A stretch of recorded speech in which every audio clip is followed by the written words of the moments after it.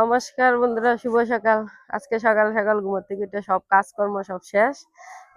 বেশি অনেক কুয়াশা পড়ছে, ঠান্ডা। একটু ঘুরতে পারিতেছি, দেন একটু হাঁটমু। আর আপনারা দেখেন আমরা হাঁটতাছি, দেখবেন। সকালে কাজটা শেষ, একটু ঘুরমু একটু। মানে শীতের সকালে তো একটু হাঁটা লাগে, তো একটু সকালবেলা একটু হাঁটমু।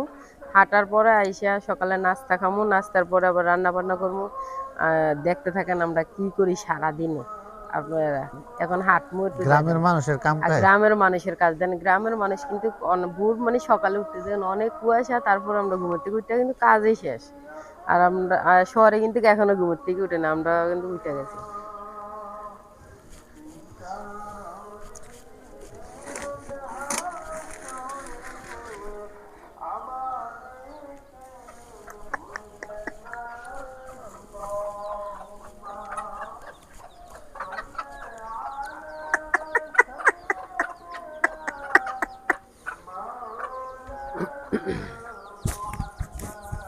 চলো যাই।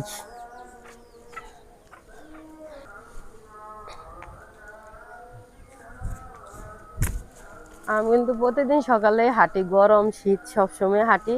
আমার তো একটু হাঁটতে একটু ভালো লাগে, বিকালে সকালে টাইম পাইলে একটু হাঁটি।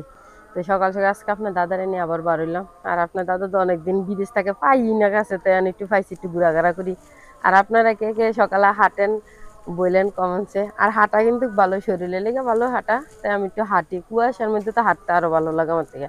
তাহলে কাজটা শেষ, একটু হাঁটাহাঁটি করে তারপরে নাস্তা খামু, নাস্তার পরে দুপুরে রান্নার আয়োজন করে রান্না করবো। দেখতে থাকেন কিভাবে হাঁটে, অনেক কুয়াশা কিন্তু, দেখেন। সকালে ঘোরাঘোরা করে চলে এলাম। এন ঘোরা শেষ, এখন তো পেটে খিদা লাগবে, নাস্তা তো খাইতে হইব। এখন রুটি বানাইতেছি আর চা করবো। রুটি বানাইতেছি, চা দিয়া রুটি দিয়া খামু, দুধ চা বানামু।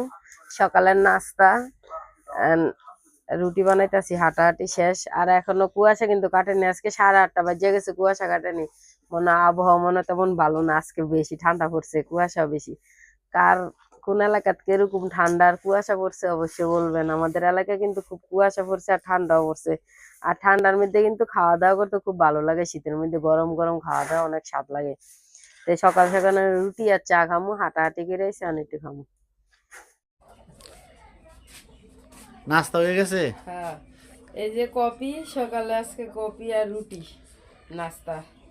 সকাল সকাল সকালবেলা ঘুরে খালি কফি আর নাস্তা রুটি কফি করছো? আর রুটি। কফি আর রুটি হলো আজকে সকালে নাস্তা। হ্যাঁ, এই ঘুরে গেলে আর ডিম সিদ্ধ করতেছে, মুরগির ডিম পরে খাইবা, ডিম সিদ্ধ খাইবা আবার। এটি খাইয়া তারপরে ডিম সিদ্ধ। সকালের নাস্তা ভালো না, সকাল সকাল কফি খাওয়ান ভালো আছে। শরীর শরীর গরম হয়, কারণ বেশি কুয়াশা, ঠান্ডা পড়ে না। কফি খেলে শরীর, কফি ভালো লাগে খেতে। আর রুটি, কফি দিয়ে রুটি দিয়ে খাইতে ভালো। আমি কিন্তু চিনি কম দিছি, কফি কম চিনি খাওয়ালে ভালো। হ্যাঁ, কে কে খাইবেন কফি রুটি সকালে আর ডিম সিদ্ধ? চলে আসেন নাস্তা, আজকে সকালের নাস্তায়। আজকে সকাল সকাল হাইতে আইয়া তারপরে খাইলাম। দুপুরে কি বানাইবা? দুপুরে তো আজকে নিমন্ত্রণ আছে, নিমন্ত্রণ খামু আজকে, তার বানাইতে পারবো না। আর দুপুরে নিমন্ত্রণ খেতে যাবো।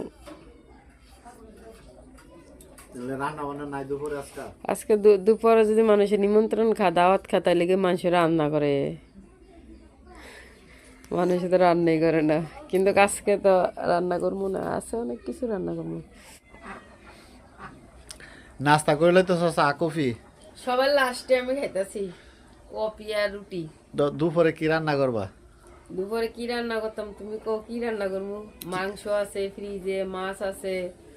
আবার মাছ জিয়ে রাখছি, টাকি মাছ, কই মাছ জল দিয়া জিয়ে রাখছি ড্যাগে। আবার ঘরেও মাংস আছে, মাছ আছে, আবার লাউ আছে, কচু আছে, পেস্তা আলু আছে, টমেটো আছে। তুমি কি খাইবা কো?